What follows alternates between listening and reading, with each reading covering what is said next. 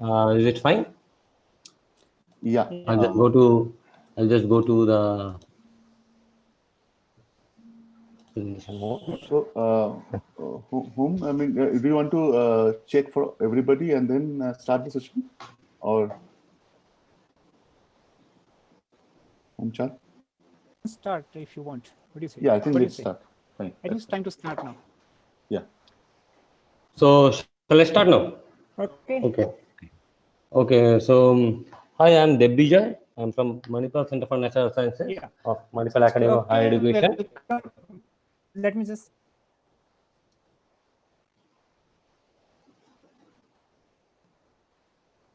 Hello.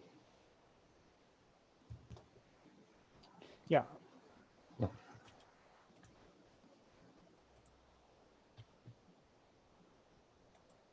So Devijay, I will give you just reminder 3 minutes before. Okay. So yeah, go ahead. So we have Okay. now welcome to this session on proposed after lunch. So we have 6 speakers here. So it will be basically on extragalactic astronomy. So I invite Devijay Bhattacharya to start the presentation, please. Hello. Hi everybody. I'm Debbijay from Manipal Academy of Higher Education, and I want to thank the organizer to give this opportunity for providing our work here. So today I will discuss about our recent finding of one of the blazars 4C21.35. So one of my PhD students, Krishna Mona, played the key role in this work, and also I want to thank my other collaborators, Subir and Nilay from BRC and Stalin from IIA. And this work is supported by financially supported by ISRO under AstroSat Archival Data Utilization Program. Now, since in the plenary sessions and other talks also, there are detailed discussion about AGN and blazar. So I will give a very brief recap. Two subclasses of AGN, quasars and BLI,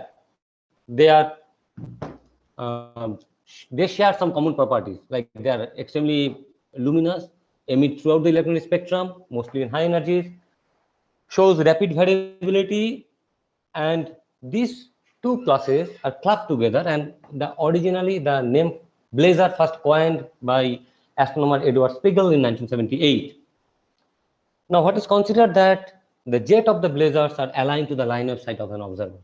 So the observed emission is primarily jet dominated. So these blazars are the best laboratory to study jet physics. Now, when we talk about the high energy observation, particularly in gamma ray, the first gamma ray photon was detected by Explorer 11 in 1960, which is launched in 1961. And after more than 20 years, the first extragalactic point source was detected in 1982, which is a blazar 3C273. But the field of gamma ray astronomy got a massive boost after the launch of Compton Gamma Ray Observatory in 1991. And CGRO conducted the first all-sky survey in gamma rays using two of its onboard instruments. One is Energetic Gamma Ray Experimental Telescope, or EGRET, and COMTEL. In fact, EGRET detected around 300 sources during its mission lifetime. Then there is a 10 years gap. There is no gamma ray observatory available, and in 2008, Fermi Gamma Ray Space Telescope was launched. Fermi, it is 30 times more sensitive than EGRET, and it scans the sky in every 3 hours. So Fermi provides an excellent opportunity to study the sources in high energy. And during the first 8 years, Fermi detected more than 5,000 sources, and out of which more than 3,000 are blazars. So more than an order of magnitude higher than what EGRET seen during its mission lifetime. Now, as I mentioned, that these sources, blazar shows variability, but here, like one of the sources 279, you can see in gamma ray there is a large variation observed during using EGRET, but the variability study at high energy is very much limited primarily due to low quality data until recently. And majority of the focus of this study is on short-term variation. But the source can show variation over the time scale of years or decades, which I am saying as a long-term variation. So it is important to investigate any presence of long-term variation and whatever the underlying physical cause. In fact, when one study the sources detected by Egret, the quasars detected by Egret with the Fermi, this is, I am just want you people to concentrate on these two boxes. These are flux observed by Egret and the same source observed after more than 10 years during the first 2 years of Fermi. One can see this is a gamma ray scale, only concentrate on that. More than a factor of 10 variation of gamma ray flux, average gamma ray flux during Egret to Fermi, which indicates there is a possibility to have a long-term variation presence in this source. Another important result was found that though Fermi is 30 times more sensitive than Egret, and Egret detected around only 100 blazars, where Fermi during the first 4 years detected around 1000 blazars, 10 of the Egret quasars were not detected during the first 4 years of Fermi. So it indicates that the source went to some kind of a low activity state for a long time. In fact, in order to probe that, when 7 years of observation we used, still we found out of that 10, only 5 of them are still showing low activity states. So clearly there is a presence of low activity state in these kind of sources. Now the question is, since we have more than a decade observation with Fermi itself, we should be able to study any presence of these long-term activity states in blazars using Fermi alone, during Fermi era. On that motivation, we studied one of the source, 4C21.35. The source was detected by Egret, but it was not bright enough in the initial phase of Fermi, so it was not detected the first 3 months of Fermi observation. But later the source activity started increasing. It was detected the first 1 year, and around the source was detected even in TeV band with MAGIC, and it became the third quasar in VHE range after CC279 and another source PKS1510-089. So it shows rapid, a very large flux variation and flaring activities during till 2010 April June, and then the activity came down and one can see some kind of a low activity state. A significant effort has been made to study the emission mechanism during the high activity period April June of 2010, but the investigation of any whatever the underlying emission mechanism during the low activity state, that was not done earlier. So here the top panel is the weekly light curve, weekly average gamma ray light curve observation from Fermi, and the next line, panel is the X-ray observation of the source with Swift XRT, followed by Swift EVOT, and then the Catalina line. Now we, in this source, we defined few activity states.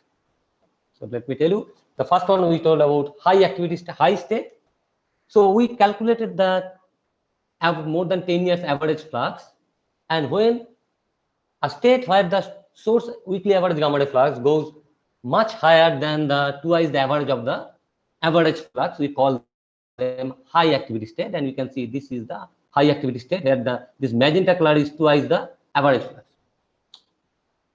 Then we defined called moderate state, where the flux is marginally higher than the twice the average flux. Once we defined high state and moderate state, we calculated the quotient flux.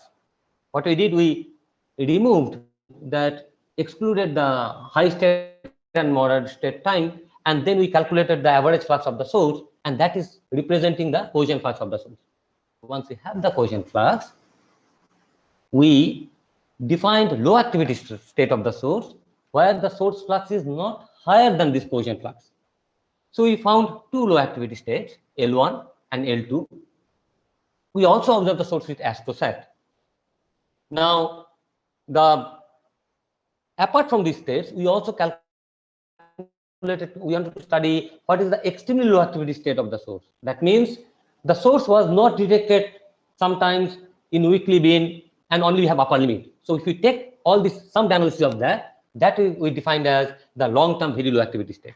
So once we have this defined of these sources, next step what we did, we studied the broadband spectral energy distribution to understand the emission mechanism.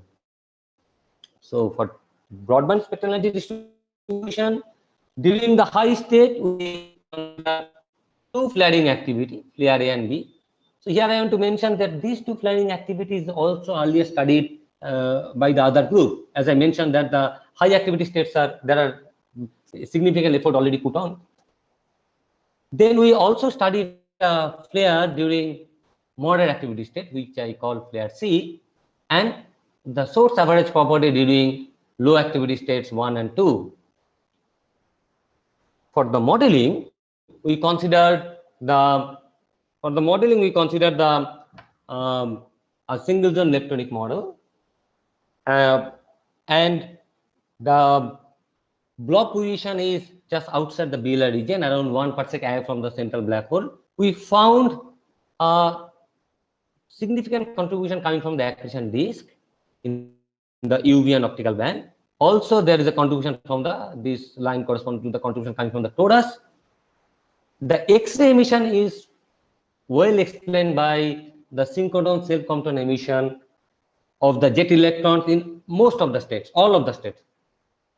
The gamma ray emission is explained by the inverse comptonization of primarily the photon coming from dusty torus. That is what this is for the flare array, but that is what we saw for most and all the other activity states also. Now, if you see the modeling, so similarly flare B also we modeled here. Flare A and flare B, we found the modeling parameters are almost similar, and what is not visible from this plot is the position of the blob. The position of the blob for flare A and flare B almost in the same region. Then when we there were 3 minutes. Yeah, fine. So then for the low activity state, what we found, the particle spectrum becomes much steeper and the blob moves away.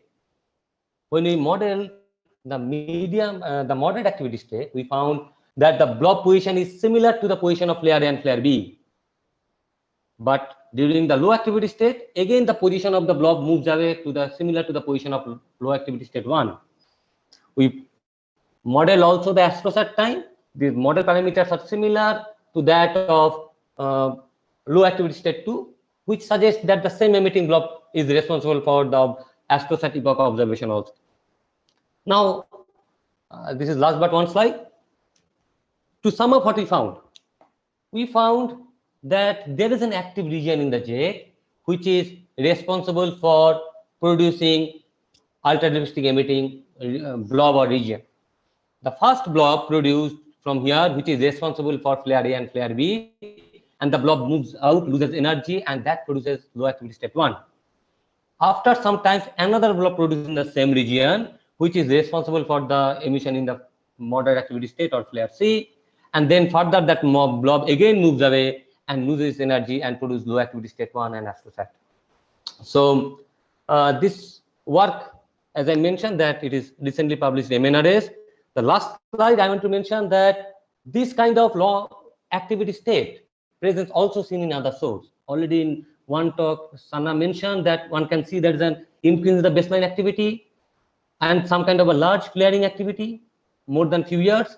Similarly, there is a poster of number 335 where two sources are mentioned. One source is 3666. We can see there is a baseline change after 3 years, and the baseline remains for a longer time. So, which suggests there is a presence of a long-term activity state. So, I will just end saying that considering Fermi detected more than 3,000 sources, and it is of more than 11 years of Fermi observations already available. So, this is the best time to search and study for these long-term activity states in Blazar. Thank you. Thanks, Debajit.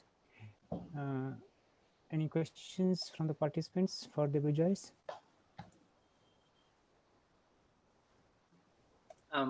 So I raised my hand. Ritavan Chatterjee. Yeah, Ritavan, go ahead, please. Hi, Devvijay, can you hear me? Yes, yes, I can hear. Please. So in the moderate state, the X-rays are brighter than they are in the bright state. Is there? So yes, see, the problem is, if you see the X-ray is very, very scattered. With this observation, it looks X-rays are higher. In fact, X-ray emission, if actually we tried to see any correlation present or not, we couldn't get it. So as you know that the X-ray emission, I mean, there is no direct the correlation, like where in the high state we are not seeing as high like the moderate state in X-ray. That is your question, right? I mean, why you are seeing that not so high? Well, though the data is, I mean, we don't have a continuous uh, data in X-ray, but with this availability, it seems, though there is a rise, if you see there is a correlated rise little bit recent, but it seems that there is a higher, well, not very high, but there is a little bit higher value in case of moderate state. Yes. Yeah, that is what it's fine. Yes. Okay. Pankaj, can you go ahead with your question? You would like to go? Yeah, okay. Can you hear me? Yeah. Yeah, okay. Devvijay, nice talk. So is it the case that the X-ray spectrum is harder during the low state? X-ray spectrum is Harder during okay. So low it will be Harder yeah. than- So if you see that it is with that observation, it is harder. You see the low state, it is, you can see it is harder than the clear NB. See this? Okay. So it is harder during X-ray, it is harder during low state. But you know that when we see the gamma ray, as you also find in your work, that we found harder when brighter in gamma ray. Okay. I didn't show that plot here. When we take the gamma ray, we see harder and brighter. As you also in your 2014 paper, right? You also find the same thing. Yeah. I remember So, that. Yeah. So Okay. same thing we found in the gamma ray, but not in X-ray. Okay. Okay, maybe we can go then to the next speaker is Gaurav Vartakar. Can you share your screen, Yeah. Gaurav? So I'll just stop sharing my screen. Yeah. I hope you all can hear me, see me, and see my screen as well. Yes. Yeah. We can. Great. Awesome. Go ahead. Please. Awesome. Yeah. 3 Thanks. minutes before I will be recording. All. Yeah. Go So ahead. yeah. Good afternoon, everyone. I'm Gaurav Varadkar. I'm a second year PhD student at IIT Bombay, and I'm presenting this work on behalf of the CZTI team at IIT Bombay and at IUCAA, Pune. This is our work on the search of fast transients in AstroSat CZTI, which was recently published in JAA as a part of the special issue on the 5th anniversary of AstroSat's launch. A brief overview of my talk. I'll start with the satellite and the transients that we follow. Then I'll move on to the pipeline that we have developed, as well as the interface, which we have nicknamed as SIFT. Then I'll talk about the results that we have obtained from our pipeline implementation on the 5 years search on CZTI data. And lastly, I'll end with some future prospects in the pipeline, and as well as the summary and key takeaways. The few fast transients that we follow with AstroSat CZTI are namely these three, which are GRBs, the gamma ray burst, FRBs, and the EM counterparts to gravitational waves. So GRBs, these are very short duration bright bursts, which are so. For example, I've shown a screenshot of the detection of one of the recent GRBs, the 210204A GRB in AstroSat CZTI, and you can see that it's a bright burst which was active in 2200 kV range. Apart from that, so my talk I'll mainly focus on GRBs.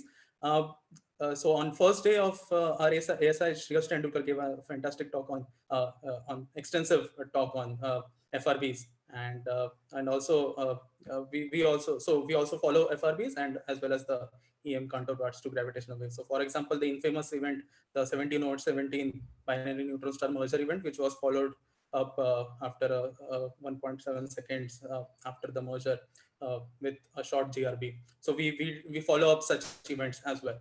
And the instrument that we use to follow up these transients is the CZTI payload on board Astrosat.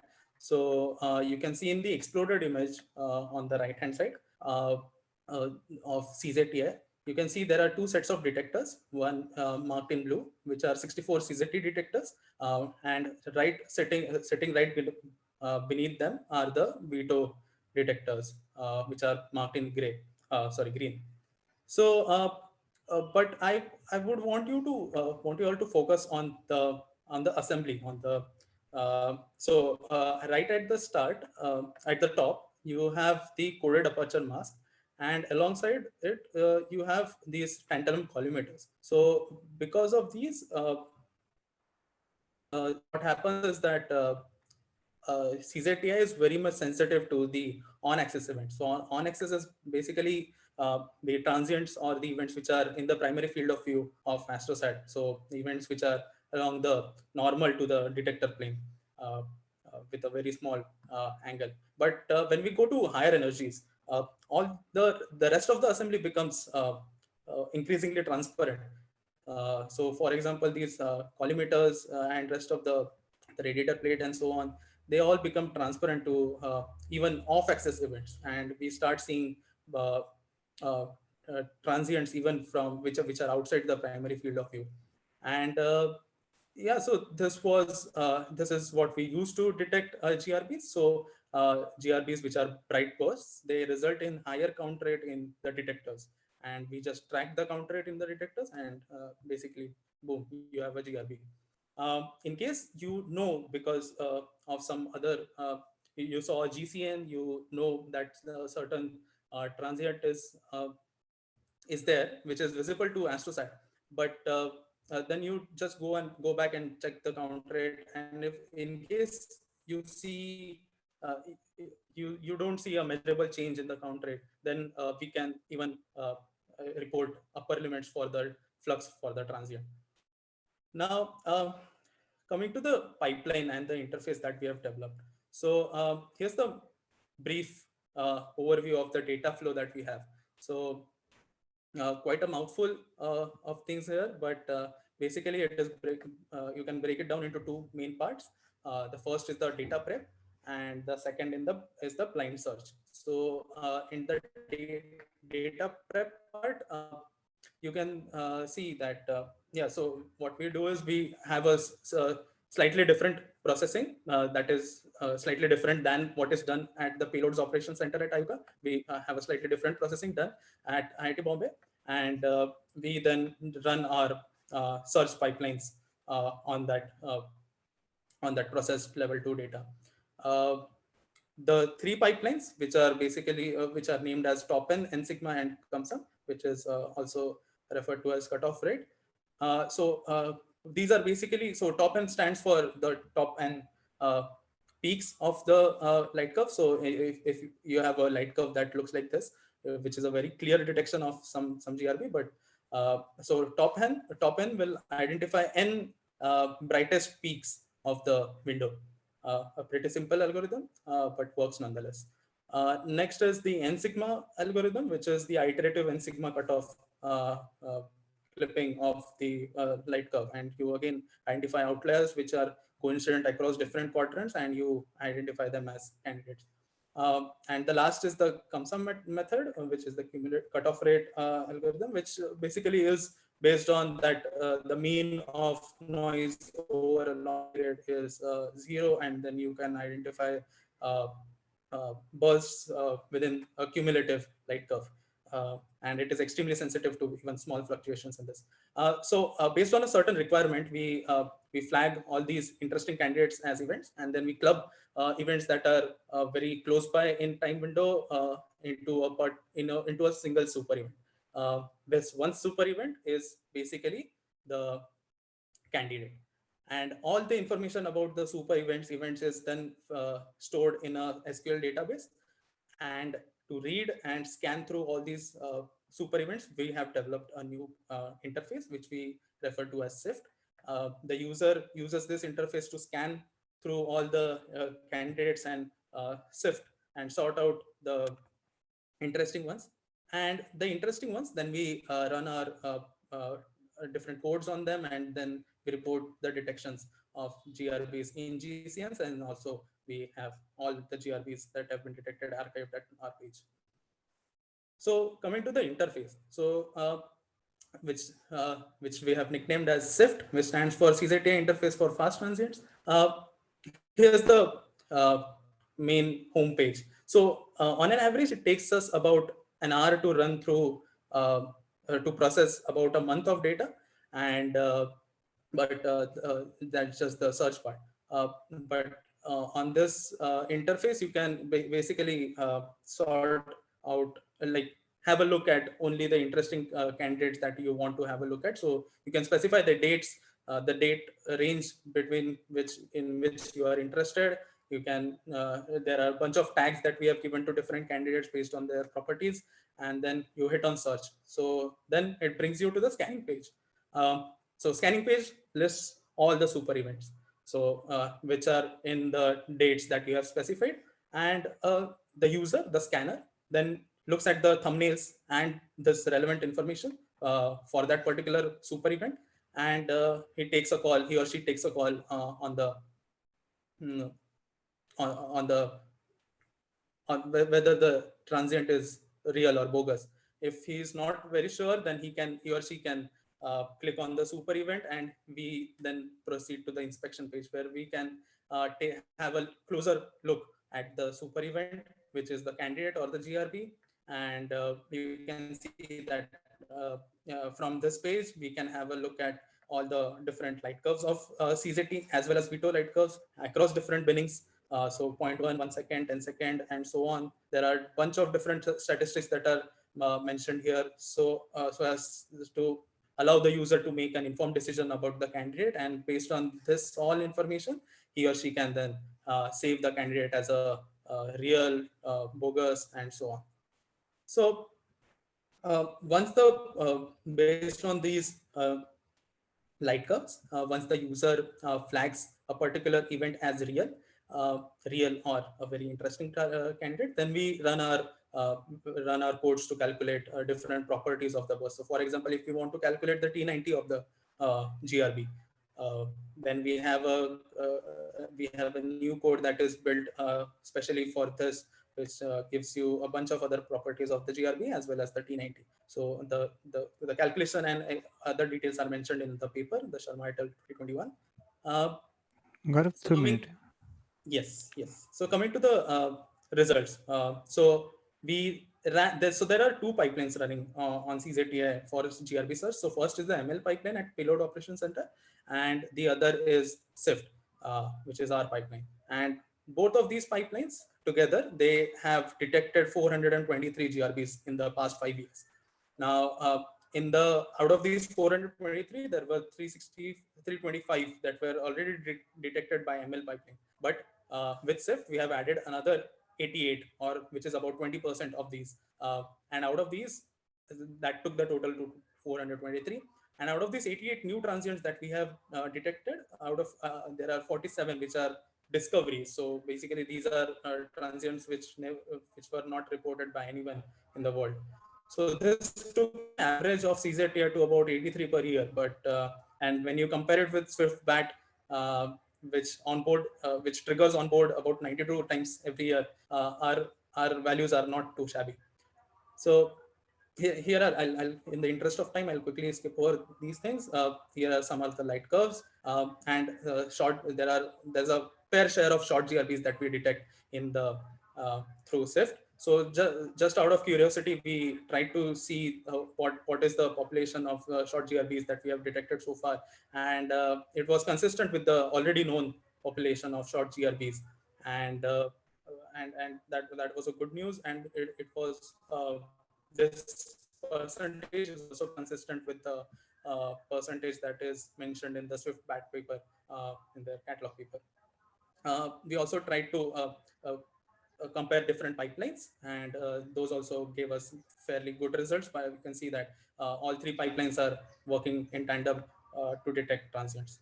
So this is the end portion of my talk. So there are a bunch of upgrades that we have planned for in future. New algorithms like the Bayesian blocks, implementing new Noisling pipelines that have been published, and enabling different transient searches through the interface itself. So FRB search, bulk FRB search, bulk EMGW searches, and so on is everything that we have planned in the future. So that's the end of it. Here's the quick summary. Summary being, we have implemented and developed new pipelines and scanning interface, and we have contributed about 20% to the total population of GRVs that are detected by CZTI. That's my time. So feel free to reach out to me or us on the links that I've mentioned here. Thanks, Gaurav. Thanks, Gaurav. Thanks a lot. So any quick question? You can raise your hand, please.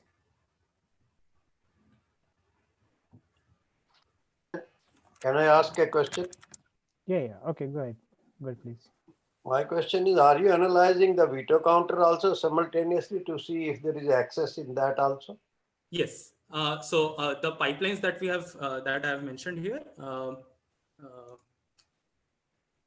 Yeah, so all these three algorithms, these are ran separately on both CZT detector as well as the veto detector, and based on a threshold that we want to have coincidences across different quadrants, across multiple quadrants, and so on, we identify. So there have been GRBs which have been only detected in veto, but not in CZT and so on. So, no, but why should you worry about the quadrant? Because if it is outside the opening angle, it will flood the whole detector, both up and down. Where is the problem of quadrants there? So we have seen that there are lots of charged particles and other bogus events that are only seen in let's say quadrant or two quadrant and so on, and they are not they are not evident in other quadrants. But Charge particle of what? they are fairly visible. Hang on. Yes. You are going too fast for me. Sorry. You said charge particle of what energy you are seeing at 800 kilometer equatorial orbit, which are giving you problem? At 650. Yeah, 650. Okay, 650. Yeah. What is the energy of charge particle which will penetrate your shield? It is you can see them in fairly different energy ranges. So for example, in CZT, we see them about in 20 to 50 kV, and even in veto, we can see them in about let's say 200 to 250 kV in the lower pins and so on. Yeah. You are saying 20 keV charge particle enter the detector. Is that so? That is in CZT. In veto, we have about 200 to 250 kV and so on. anyway? Maybe we can do it on Slacks or Yeah, I probably. think please carry on with the No, Slack channel. I just please. wanted to know. Yeah, definitely. I can share some screenshots of some charge particle events that we have seen in veto for your reference. Yeah, thanks a lot, Gaurav. So maybe Binit, next speaker is Binit Oja from Aries. There is So a can you share question the screen? for Gaurav at Zoom by Girish. Please answer that. Thanks. Yes, I will. Thank you. So, are you looking my? Yeah. Yeah. It's Can you visible. look full It's screen? visible. It's visible. Yeah, fine. Go ahead. So, may I go ahead? Yeah. Okay.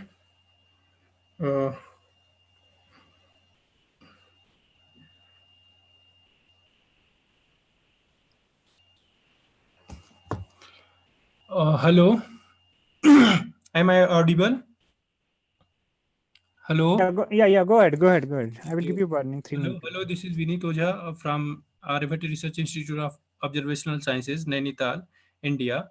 Going to discuss his work, Comparative Intranight Optical Variability of Radio Loud Narrow Line C41 Galaxy with and without jet.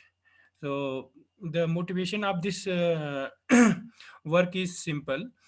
Since flux variability of AGN on minute to hour like time scale is termed as intranight optical variability, and this tool is also used to indirectly verify the presence of jet, because it has been observationally well established that the jet dominated source such as blazar exhibit stronger INOV both in terms of INOV amplitude and duty cycle.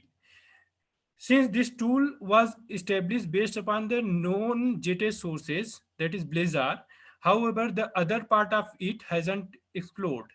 That because the non-jetted Blazar doesn't exist.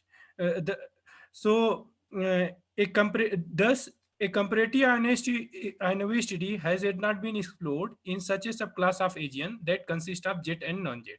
So the question is, in which class of AGN such a study is feasible?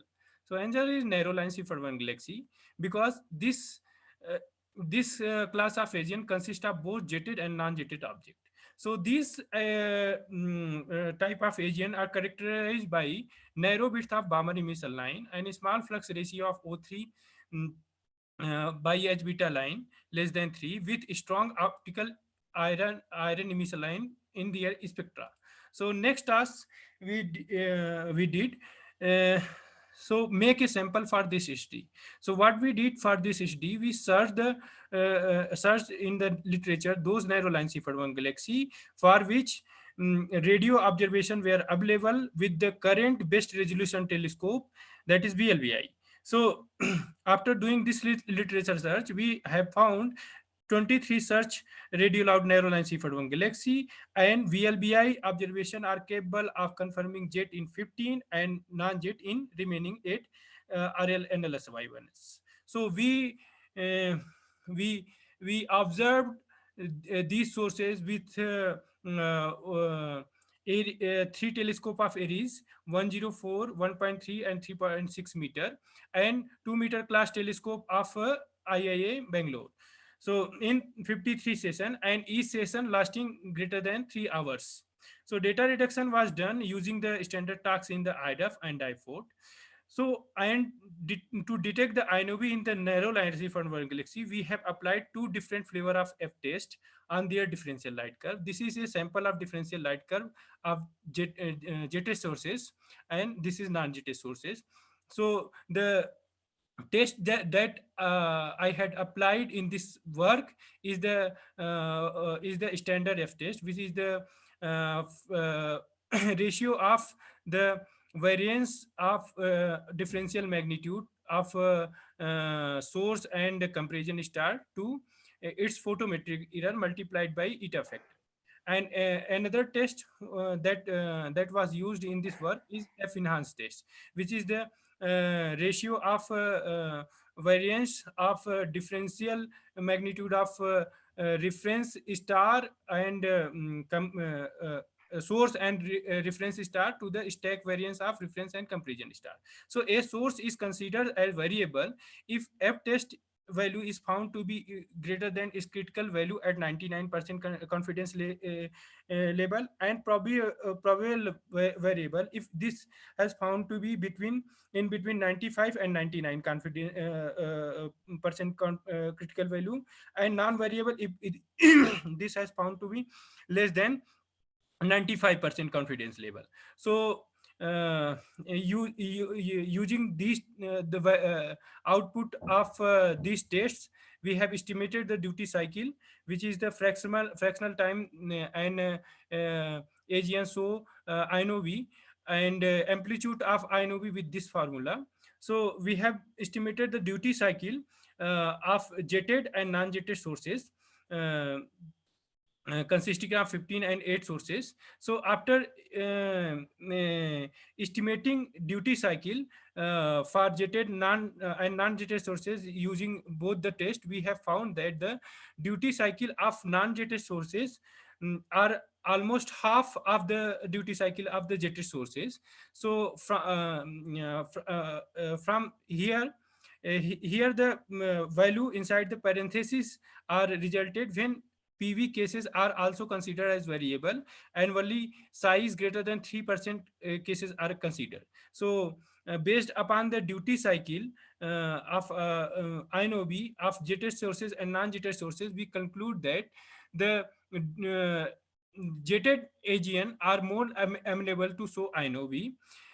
Therefore, INOV detection with higher INOV EDC can be used as indirect evidence of presence of jet, even also in the case of low luminous, high accreting AGN, such as narrow-line C-forming galaxy, in which dilution of AGN non-thermal optical emission by the much steadier optical emission contributed by the nuclear accretion disk is quite likely. So, since in our jetted radio loud narrow-line C-forming galaxy, there were some jetted gamma ray detected radio narrow-line C-forming galaxy. So we have categorized our jetted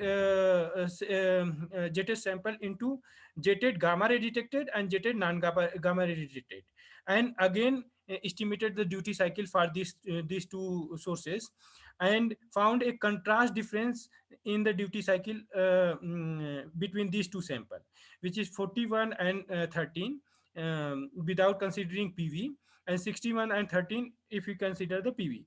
So this contrast difference encourages us to search the reason behind this difference. So one possibility is the presence of relativistic jet in case of gamma ray detected radio loud narrow-line C-forming galaxy, because the detection of gamma ray emission from AGN suggests the presence of relativistic jet in them. So we search in the literature of literature and jet speed of the gamma ray detected radio loud narrow-line C-forming galaxy, and out of 8 sources we have found the jet speed of 7 sources. So with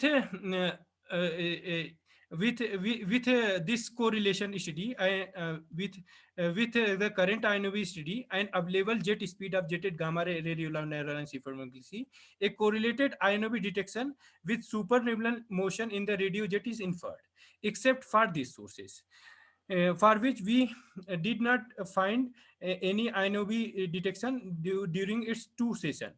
So however, this source has shown INOV in 2016 that was published by Palia et al. In its 6th night. And in addition to this, this source has also shown flux change of 0.2 within a 15 minute. So in our night, the non-detection of INOV may be due to the undergo into the quiescent gamma ray phase of this source. So another interesting and static event we find in our study is ultra fast INOV from the 3.6 meter dot observation for a non-jetted sources of non-jetted sources non-jetted sources this. So this is the differential light curve of J16344809 from 3.6 meter dot. So during the 3 hours of continuous monitoring with high sensitivity and about a 5 minute of sampling time, one can see at 22.37 UT, there is a sharp rise in the differential flux of 14% within 6 minutes. And after remaining quiescent for 12 minutes, it reached to the same level.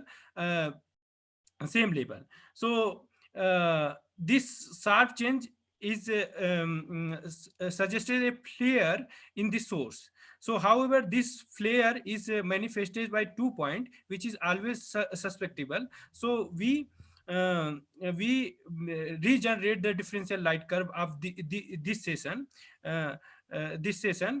using the 100-second sample light curve. So in 100-second sample light curve, which is presented here. So in 100-second sample light curve, we found that this flare is manifested by 4 point rather than 2 point, which was found in 300-second sample light curve. So this flare. We need 2 minutes. Hello.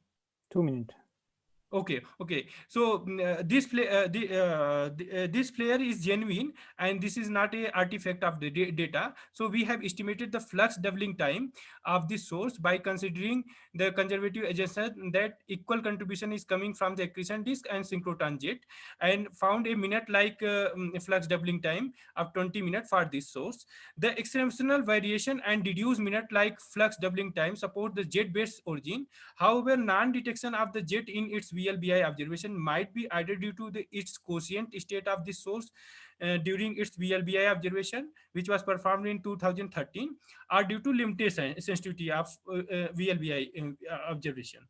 So another reason could be non-detection of jet in its VLBI observation, maybe its lower black hole mass and lower radio luminosity indirectly implies to the however less powerful jet, hence not capable to escape from the confinements of its host galaxy. And in addition to this, one reason could also be behind the non-detection of jet in its VLBI observation could be either through the synchrotron self-observation as it occurs in gigahertz peak frequency, or more probably via free absorption. Thank you. Thanks, Vineet. So any quick questions? So yeah, Hi, Amit, go ahead. Yes. Oh, Yeah. yeah, Hi, a good talk. I just wondering, in general, what kind of optical variability time scales you expect in CFERTs? Have you shown that it's 20 minutes is rare, right? So Yeah, what yes, usually you'd expect? Generally in CFERT galaxy, which is high accreting, narrow line CFERT galaxy are high accreting AGN. So this time minute like variability is very rare in case of narrow line CFERT galaxy. So the time scale of variability generally a day like. So within a night you detect a variability generally. But minute-like variability is generally not detected in case of narrow line CFERT galaxy, and also in case of Blazar too. So this is a kind of rare event. So this is you are associating with the disk, right? What? The variability pattern you are associating with the disk as jet is not observed. Is it correct? No. This is based upon the variability. Based on the variability, the origin of variability is jet. We concluded the origin of variability of jet, but non-detection of jet in the VLBI observation have this number of explanation. Maybe Amit and Vineet, can you continue? Yeah, sure. Now? Sure. Thanks a lot. Thank you. There was another question. Use Slacks, please. Okay. So Aditi, can you share your screen? So next speaker is Aditi Agarwal. Yes. Okay, thank you.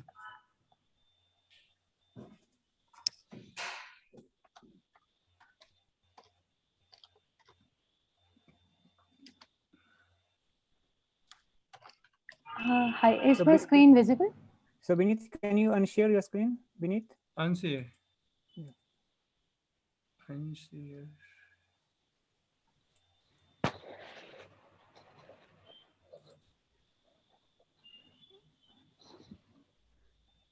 The same button beneath that you use for share screen. Share screen button.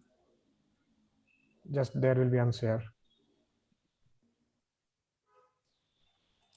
No, below. Yes, below there is a share screen button. Click on it. I am crossing it. No, it won't work. Oh. You go below and use the share screen. Click on it. You will get. Sorry. I think the host can also unshare it. Okay. Yeah, I've done that. So Okay. Aditi, can you Okay. share, please? Yeah, I started sharing. Is it visible? Yeah, yes, it's visible. Go ahead, please. Okay, so hello everyone. I'm Aditi Agarwal from RRI. Today I'll be discussing about our recent study on the Blazar PG1553 plus 113 in optical regime on various timescales. So, so Blazars, it has already been discussed by Divijoy and other speakers. So I'll just give a brief overview. Blazars is a subclass of radio loud agents, and they have they have nearly aligned relativistic jets. So the line of sight angle is less than 10 degrees. Blazars are further classified into two classes: flat spectrum radio quasars and BL-Lacertae objects, based upon the presence or absence of emission or absorption features in their UV optical spectrum. And it has been found that FSRQs are of higher power as compared to the BL-Lacertae objects. Then blazars have predominantly non-thermal emission, and essentially all emission is from the jets. So they are considered to be the best sources for jet emission modeling. So for our study of blazars, we are currently using 10 optical ground-based facilities around the globe, from which 3 are in India. In India, we are using 2 meter HCT in Hanle, then 1.3 meter JCBT in Kavalur, and recently added in the list is the Growth India telescope. Other than these, we are using 2 other optical telescopes in Bulgaria, then 2 in Turkey and Argentina, 1 in Poland. All of them are around 1 to 3 meter class telescopes. So using these telescopes, we have observed a sample of 16 AGNs, and for more than 500 nights in past 2 years. So the data which we get from these telescopes, they are first pre-processed. That is, we take care of that is, the data is cleaned for bias, for various things like bias correction, flat fielding, and cosmic rays. And then the data is processed using the Dowfort software, where we do aperture photometry to extract the instrumental magnitudes. Then from the source frame itself, we select 4 standard stars, and among those 4 standard stars, we finally select one comparison star, which has magnitude closer to the blazar, magnitude and color closer to the blazar, and it is in close proximity to the blazar.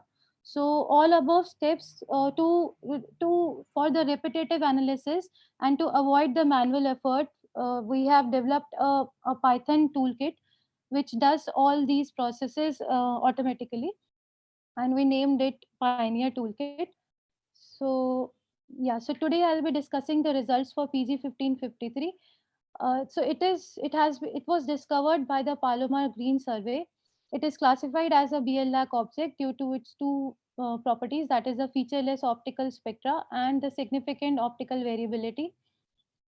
Further, it was classified as a high synchrotron peak blazar because its synchrotron emission peak falls in the UV and X-ray frequency range.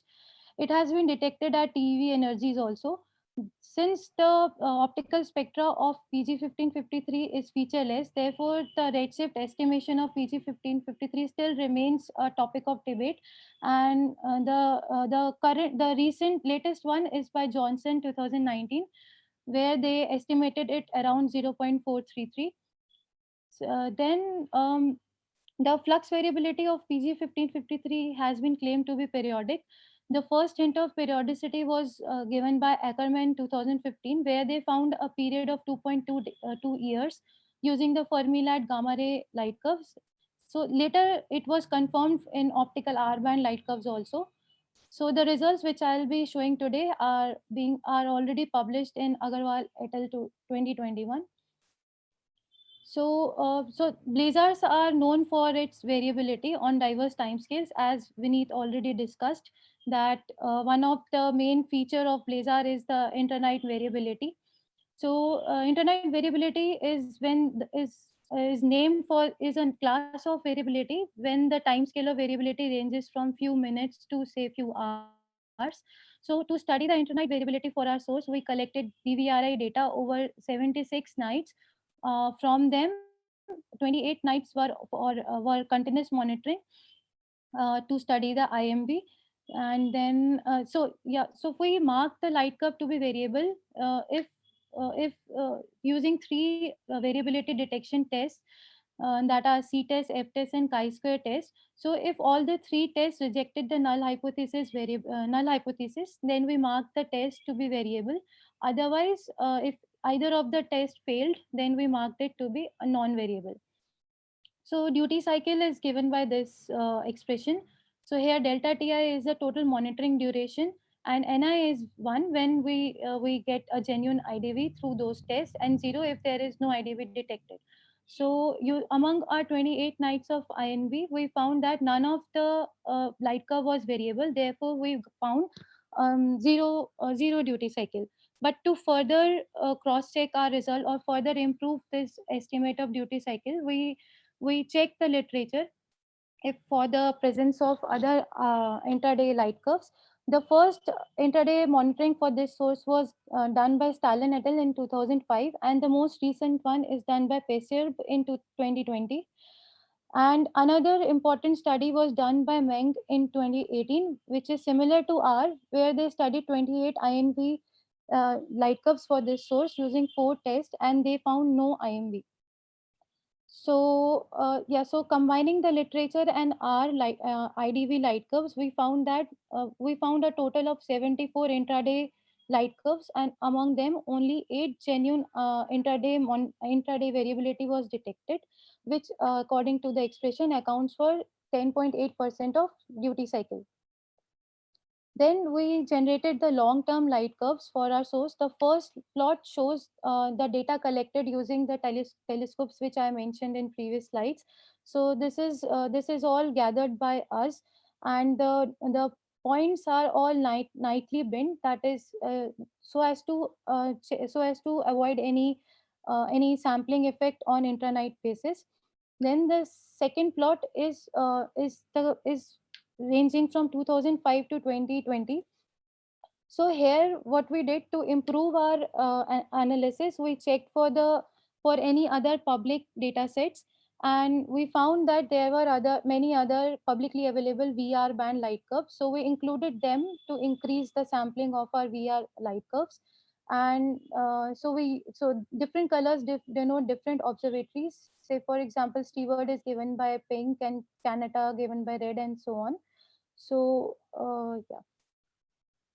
So then to check if there is presence of any color magnitude variation, we plotted the color indices with the magnitude, and we fitted a straight line of the form this form Ci is equal to mv plus c. Using this, we derived the slope, intercept, and linear Pearson correlation coefficient and null hypothesis probability.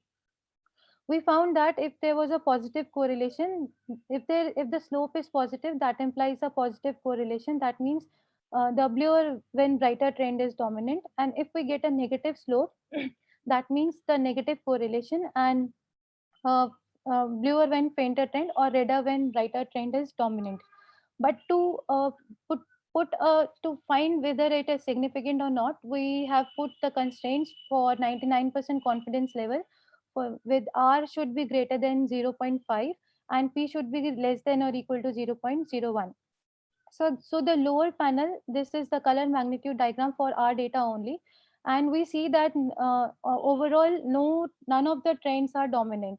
But if we see segment wise, so we will see that when the source was faint, then the slope was negative. That is maybe redder when brighter trend was dominant, and in the brighter state, bluer when brighter could be dominant. So, but due to less sampling, we checked for we use the historical VR band light curves to check if any color trends are dominant on long-term basis. So, using the historical light curves, which I showed in the previous slides, we again found that there was a positive slope, but it was not significant. The R value was maximum going up to 0.35. And therefore we couldn't say that the bluer and brighter trend is quite significant. So then I did it 2 minutes. Okay. So then to check, we then then then removed the long-term trend from our light curve. So for that, we first binned the night, we did the daily binning, and then finally binned the light curve for 10 days. After that, we fitted the cubic spline, which is the red one in this plot. And then we did the base level subtraction following this condition where F is the flux of the light curve, E is the error associated with the point, and then F spline is the spline function. After that, to encounter for the Doppler boosting, we divided each flux point by a ratio CT, which is defined as the spline value at that time and the global minima, global minima value. After subtracting the long-term trend, we get the plot on the rightmost plot. Then so this is free from any long-term trends. Then using this data, we again studied the color magnitude relationship, and we found that R value is still 0.22. Therefore, it's not significant. Then, so after this, we divided the light curve into 7 different segments depending on 7 different states of the source. And we found that we are not getting any significant bluer and brighter trend except the 2019 flare when the source reached its maxima. So we plotted the color hysteresis, flare color hysteresis plot. So this is the magnitude and the spectral index on the y-axis, whereas the intermediate band, to get an intermediate band frequency, we did B plus R by 2. So we found that we are getting a clockwise hysteresis loop for the 2019 flare. So such hysteresis is observed for many HBLs, as has been given by Xiong et al. In 2020. And it is interpreted as the radiative losses in the electron population of the jet. Plus, it also signals towards the existence of the time lag.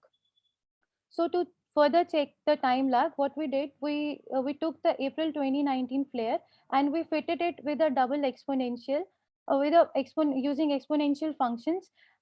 We fitted it with exponential functions using the ideal function MPFit. So we found that the results are given in this table at the lower leftmost side. So we see that the fit also gives us a lag of almost 2.6 days. We can see the T max value between the V and R, and it was also confirmed by other cross correlation techniques such as DCF and ZTCF. Also, we see that the flares are almost symmetric. That is, the rise time and the decay time are almost same. So we considered the flare to be symmetric. Then we also plotted we also studied the spectral energy distribution in optical regime. We found that all those ACDs were having an increasing trend. That means that the synchrotron peak is located above 10^15 hertz. So this supports the HBL classification. And to find the spectral index, we fitted the straight line of this form, and we found that the spectral index value of 0.9, which is in accordance with many other studies. So these are the key takeaways from today's talk.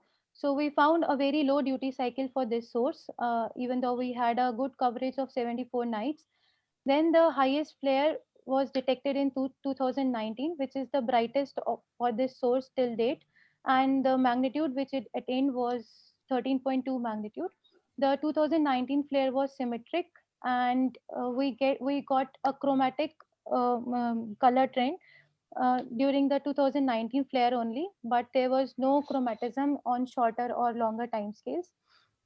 And the another key takeaway is that we got a periodicity of 2.2 years also. I didn't discuss this in detail because of the time constraint, which is in good agreement with other studies. So yeah, thank you. Yeah, thanks, Aditi. So any quick short question? So if not, then maybe we can go to another speaker. We are running out of time, so you can discuss on slides. So Pankaj, can you share your screen? Next speaker is Pankaj Kushwaha.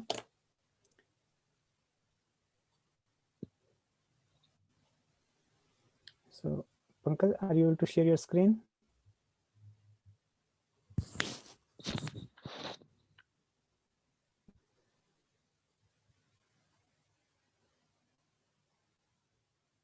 Pankaj, we are unable to see your screen.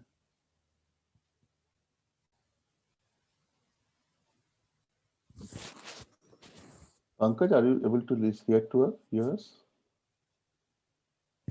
You have to unmute yourself.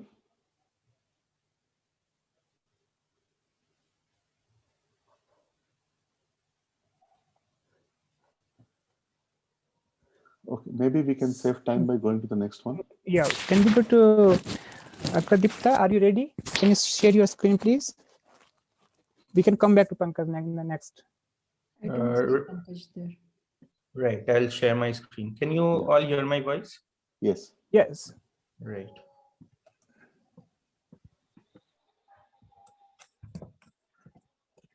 Okay, so I'll begin my talk. Good afternoon, everyone. So thank you all for attending this. So I'll be talking about the origin of multi-waveband flares in 3C454.3, the work that I did with my collaborators in TIFR and other institutes. So yeah, 3C454.3 is a blazard whose relative location is here, like relative to our Milky Way. It is situated at a redshift of around 0.859. So yeah, we have all been through this definition of blazars, but the key point that is relevant for this presentation is that blazars emissions are highly Doppler boosted. So which is why we observe extremely variable emissions as well as like superluminal components, apparent superluminal motions. Okay, so the motivation of this talk is to check the origin of the multi-waveband flares in 3C454.3.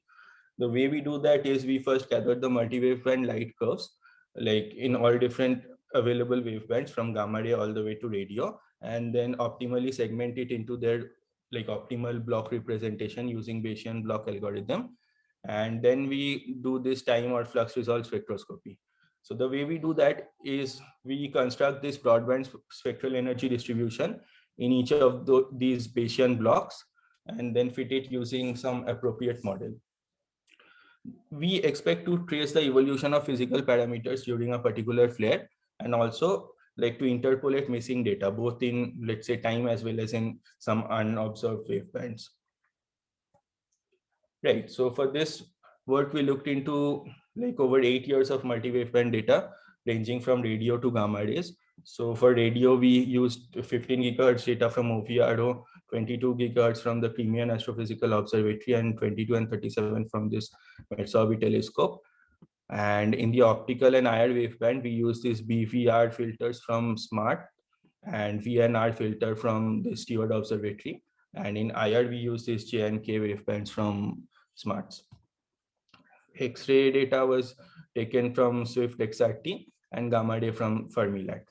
So in these 8 years of multi-waveband data, we could identify 3 multi-waveband flares and 1 orphan flare. So this talk will focus on one of these multi-waveband flares. Right, so here is the multi-waveband light curve of the source. Like on the top panel, here we have this gamma ray light curve followed by X-ray, optical and radio. This black line is the optimal block representation of the light curve using this Bayesian block algorithm. So we constrained our analysis to a period of around 150 days about the flare peak.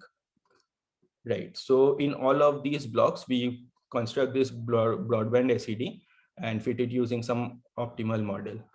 The model that we use is this one-zone leptonic model, where the situation is like this. We have a central supermassive black hole surrounded by this accretion disk and dusty torus. It is covered by this broadline region. Now inside this jet of this supermassive black hole, like we can model the emission so that it is coming from one single part of the jet, which we call as the blob. So yeah, now we see the synchrotron emission from the blob, which explains this optical IR UV part.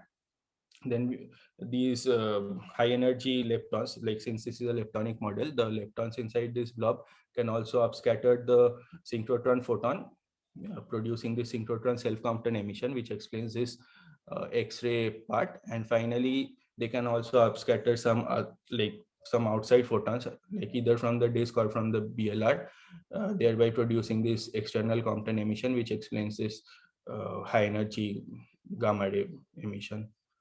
Now the particle distribution inside this blob, we assumed it to be a broken power law. And over time, this zone can change its like geometric property, like viewing angle, or it can move down the jet, or it can also change the particle property, like changing the particle spectrum, thereby to like create the flare. We'll look at both of these scenario and try to figure out which is the better explanation. Now we'll briefly look at some of the model parameters. The variability timescale was constrained from the shortest flux doubling timescale, which was used to calculate this size of the emission region, which came out to around 5 into 10 raised to 15 centimeter. This was taken slightly larger than this shortest variability timescale to account for possible changes in Doppler factor during this emission, during this flare. The distance from central engine, it was the hardest to constrain because of like extremely high degeneracy. But since we are fitting multiple snapshots of SEDs, we found that this particular value at 4 into 10 raised to 17 centimeter best explains most of the SEDs. The disk luminosity and the radius of the broadline region was taken from literature. And finally, the accretion disk was modeled as a black body with a temperature of around 80,000 Kelvin. Now, all of these parameters that I mentioned were kept fixed while fitting individual blocks. What were allowed to vary include this magnetic field and Doppler factor, which we club together as jet parameters, and these set of 6 parameters, which we consider as a particle parameter. This basically includes the 2 spectral indexes of this broken power law, the minimum energy, break energy, and the maximum energy, and the normalization. Now, there are a few advantages and drawbacks of this approach. Like a typical SED fit, while performing a typical SED fit, we tend to fit like few tens of data points using over tens of free parameters, which implies like there is high degeneracy in the fit. But since we are fitting multiple snapshots of successive SED, we can reduce the degeneracy and better constrain the model. And this time and flux resolved spectroscopy can help us trace the evolution of the physical parameters in the jet, and proper modeling can also predict the integral light curve in different wavebands.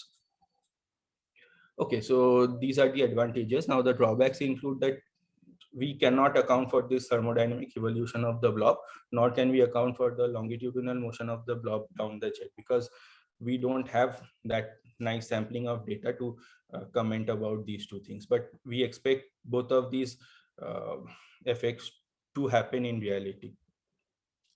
Right, so on the left here, on top, we have the multi-waveband light curve and this Bayesian block on top of it.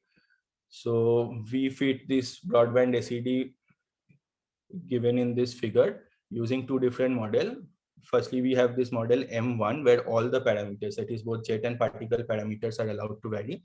This is given in this blue line, and M2 is where only jet parameters are allowed to vary, that is only magnetic field and Doppler factor. We also considered a third model where only particle parameters would vary, but it could not replicate this broadband SED, so we do not plot them here. Now, all of these SEDs were fitted using Minuit, and the fitted parameters from the previous block were used as the first initial guess for the present block. Right, so yeah, you can see the evolution of the broadband spectral energy distribution during this flare. Moving on, so this is the distribution of the particle, like different physical parameters associated with this blob or the emission region. So blue here correspond to model M1 where all of the parameters are varying, and orange is for M2 where only this jet parameters, these two, are varying. So from top left to bottom right, we have this minimum energy, break energy, maximum energy, the 2 spectral indices, the normalization, magnetic field, and Doppler factor. So all of this is plotted against this flux or the gamma ray flux, basically the block height. So what we see is that very strong correlation in both magnetic field as well as Doppler factor, which leads us to believe that these could be possible reason behind the origin of the flare. Right, so this is the temporal evolution of the parameters. So Project 3 minutes. 3 minutes, right? So here again, we see some nice decrease in magnetic field with time, as well as this Doppler factor being nicely correlated with the flux for both model M1 and M2.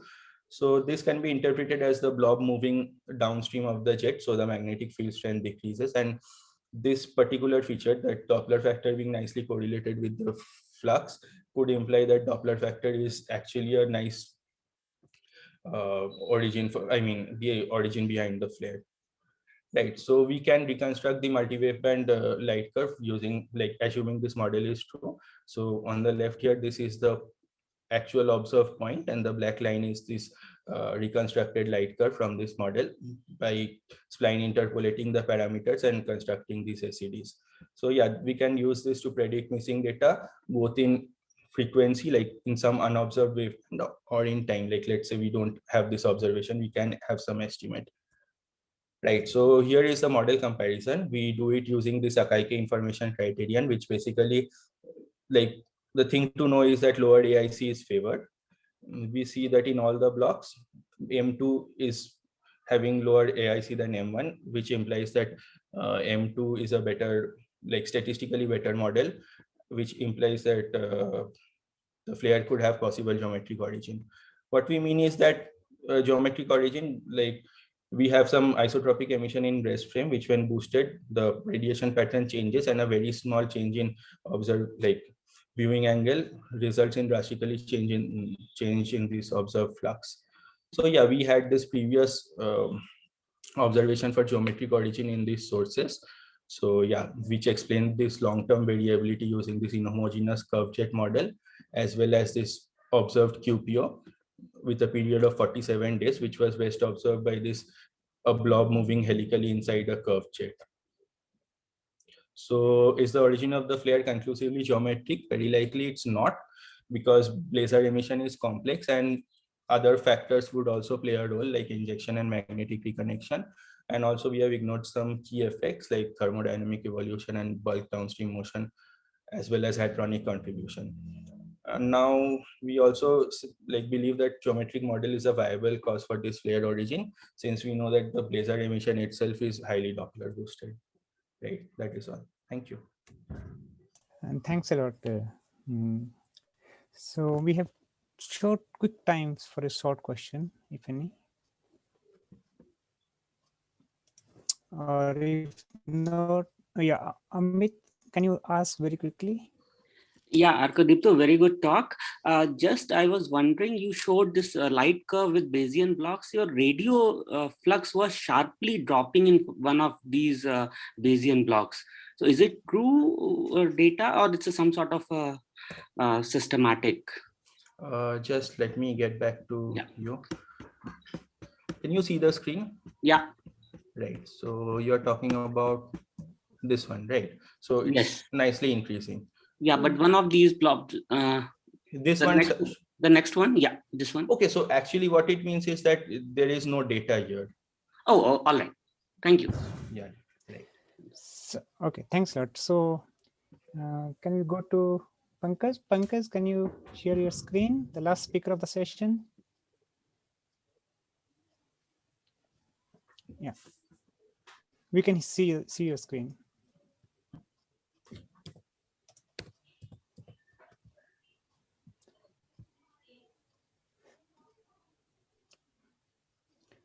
Pankaj, you can start, please.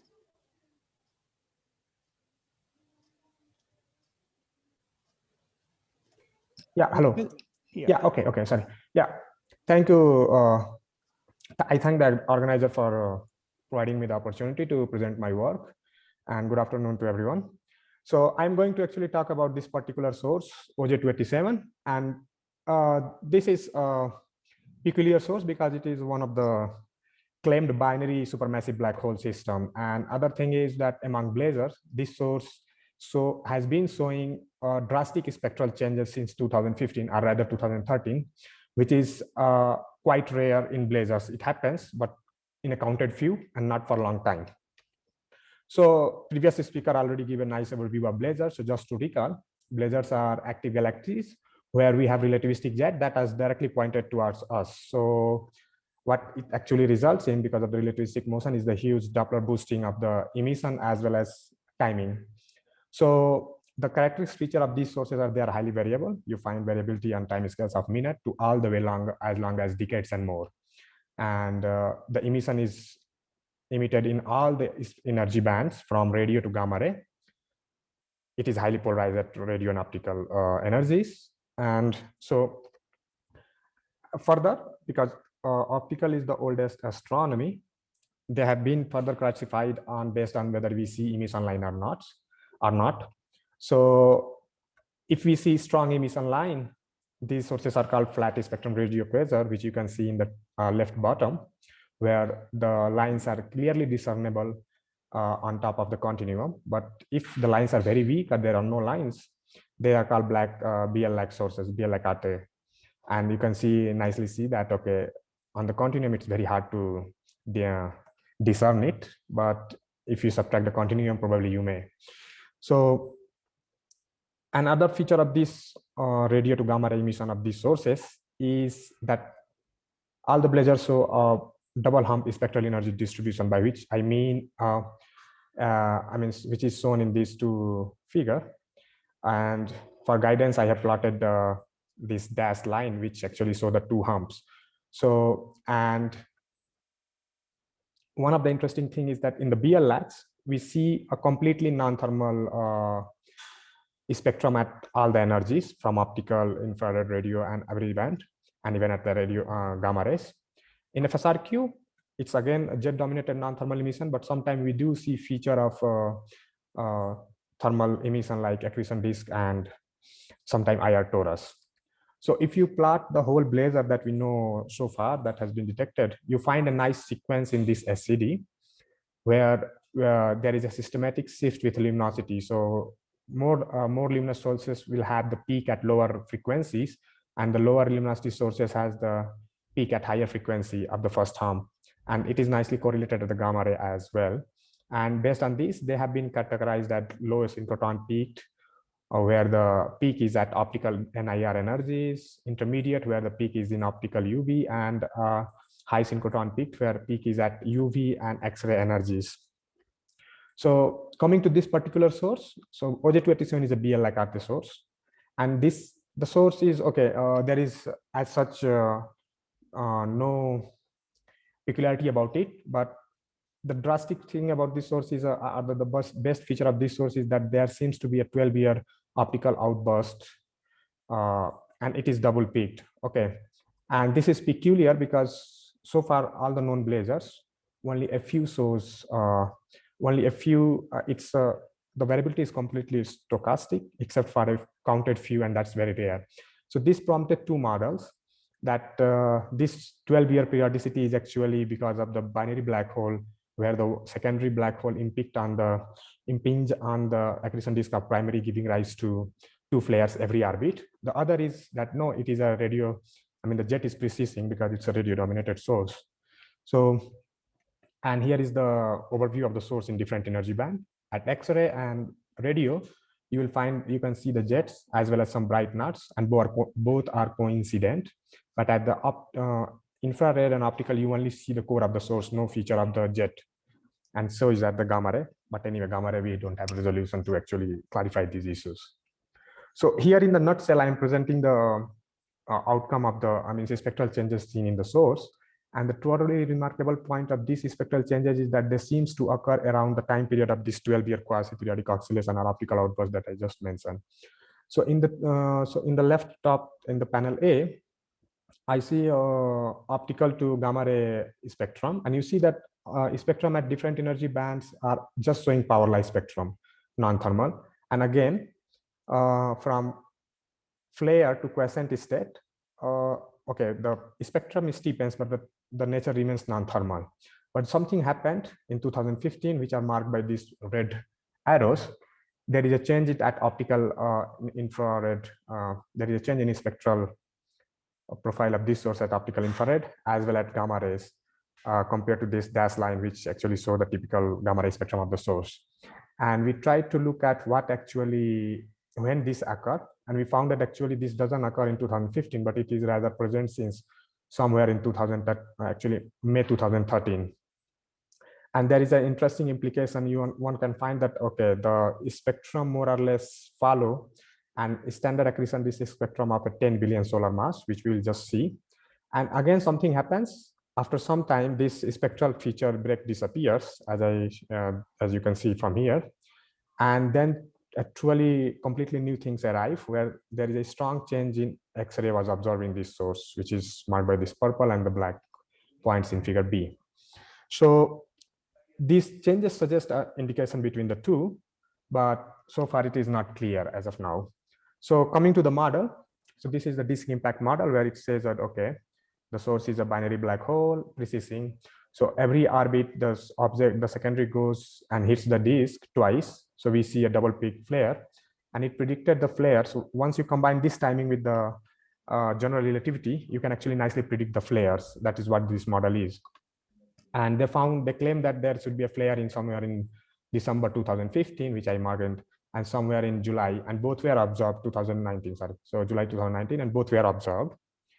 So the other model arrived from another periodicity feature that was found from the radio studies. So it was found that the superluminal motion that we see in these from these sources in these jets, they say a systematic trend, downward trend between 1995 to 2006, and then after 2006 to 2017, they recover to the original point, which suggested a 22-year periodicity. So then the other model from this perspective was that, oh, there is a precessing and rotating jet, and you can see the flare profiles here. So the important prediction of these two models is the highlighted here. In the disk impact model, it's thermal bremsstrahlung, and so a thermal emission is very different compared to the synchrotron, which is non-thermal. So if the flare is due to thermal bremsstrahlung, we should see spectral changes. Also, if the flare is thermal, we should not see any polarization. And so these two were so far has been one of the best tests of this, but 2015 brought something new. So comparing the spectral changes that I just discussed, so if you take the jet precision model, precision only boosts the flush, so you do not expect any spectral changes. So observation of spectral changes and the correlation of these spectral changes with 12-year periodicity already rule out, from the very basic level, rule out this jet precision model. The another interesting thing is that in 2015, the NIR optical spectral break is actually too sharp compared to synchrotron. Synchrotron is broadband spectrum power law. So, but you can nicely explain this spectral break with this accretion, this spectrum of a 10 billion solar mass supermassive black hole. The another thing we found after further exploration is that when the first and the timing when the first this spectral break appear actually matches with the prediction of the binary disk impact model, which predicted that the impact in the black hole frame should happen somewhere in 2013. And so also, because it is a disk impact, we expect that there should be a significant change in physical condition, which could actually change the spectral state of the source. And recently, we also found, while exploring these further and further, that there is a soft X-ray excess reported for the first time in any BL-like object. So all these, even the modeling here suggests that a 10 billion solar mass black hole. So all these favors the binary disk impact model. So what is the challenge actually, which model is true or not? The thing is that, okay, the system is too compact, so we cannot resolve it. Okay, and as many speakers have discussed that, okay, despite jet, there are many processes which can give optical emission, and of course, motivated by observation and motivated by model claims as well. So the best thing is actually spectral signature, because that's what the current most potential claim between that difference between the two models. Polarization we can use, but again, blazar have been found to show low polarization during flare. So it is like we need a statistical test. So coming to the 2020 activity, here you see a glimpse of source spectral state from gamma ray here in the top right, for X-ray in the bottom right, and optical near infrared to optical, as well as X-ray in the bottom left. And we see a spectral change in each band. So let me start from the optical here. So the green line marks typical spectrum, or let's say a non-thermal spectrum, but you see in 2020, the red points suggest a sharp break again in the infrared and optical energies. And there is something different, drastic as well. You see the green point here, there is a strong change in the spectral state of the source at X-ray as well. So the spectrum become too soft, which is also reflected here when you compare with the blue line. And then again at the gamma ray, you find that, okay, so the typical spectrum is marked by this red dashed line. And you see that there is above 1 GeV, there is a drastic change. I mean, at least there is a change in the gamma ray spectrum of the source. So what it's again? Pankaj, 2 minutes. Okay, fine. Yeah, I'm almost done.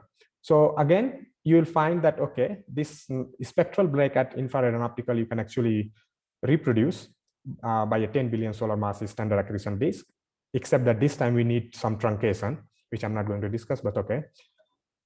There is something more. So if you want to change what could be driving this overall change, if you compare with the typical Blazer emission, you find that the peak is at the UV energies, which is 10 power 16, somewhere in UV soft X-ray energies, and which is characteristics of HBL blazers, which you see here above 15. So this actually say that there is a new component, and which is HBL-like, that is driving the changes. But again, it is not the whole story, because there is a drastic evolution at the high energy end. So which you can see that there is not much change at optical UV in this brown and green point, but there is a strong change at the X-ray energies. So, and I have not shown much, but sometimes it seems like it is like a spectral cutoff. So to conclude, OJ287 has been in a new spectral phase since 2013, if we take NIR optical break. And actually these all spectral changes that has been seen around actually favors the binary disk model. And the new spectral change that we just saw in 2020 is actually due to the broadband emission, additional broadband emission HPL-like component, and which is also consistent with the change in MEB GeV spectrum. And the interesting thing about this new component is that there is a strong X-ray spectral evolution without much evolution at optical UV. But there is an interesting fact is that in 2020, the observed NIR optical break has no explanation or completely unexpected as predicted by the disk impact model. So what it implies is there is something new, missing physics, which need to actually account for this one. So with this, I thank my collaborator and I stop here. Thanks, Pankaj. So we have time for a few quick questions.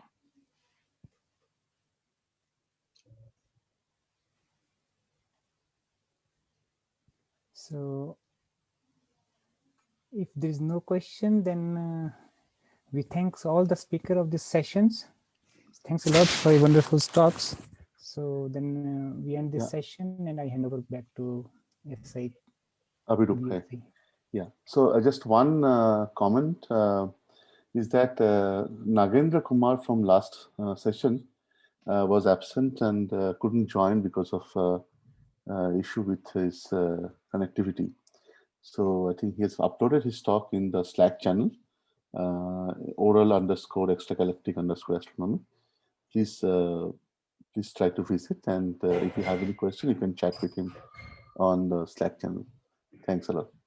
Thanks for joining. Yeah. Thanks a lot, everyone. Thanks all the participants. Okay.